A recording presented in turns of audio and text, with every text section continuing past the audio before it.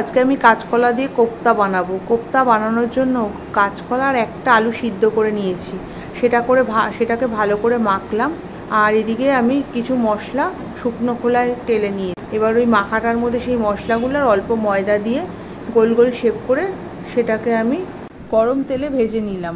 এবার একটু আদা, চর্মগজ, অল্প কিশমিশ আর কাঁচা লঙ্কা দিয়ে একটা মশলা বানিয়ে নিয়েছি। এবার কড়াইতে তেলের মধ্যে তেজপাতা, শুকনো লঙ্কা দিয়ে ডুমো ডুমো করা আলুটা নুন হলুদ দিয়ে লাল লাল করে ভেজে নিলাম। এবার লাল লাল করে ভেজে নেওয়ার পরে সেখানে ওই সেই মশলার পেস্টটা দিয়ে দিলাম, তার সাথে জিরা আর কাশ্মীরি লঙ্কার গুঁড়ো দিয়েছিলাম। এদিকে দই ফেটিয়ে রেখেছিলাম, সেই দইটাও ঢেলে দিলাম।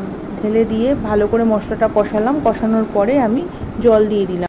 যখন ঝোলটা ফুটে উঠলো তখন আমি কোপ্তাগুলো দিয়ে দিলাম। আর কোপ্তা দেওয়ার পরে আমি গরম মশলা, ঘি আর একটু সামান্য মিষ্টি দিয়েছি। ব্যাস, আমার কোপ্তা রেডি হয়ে গেল।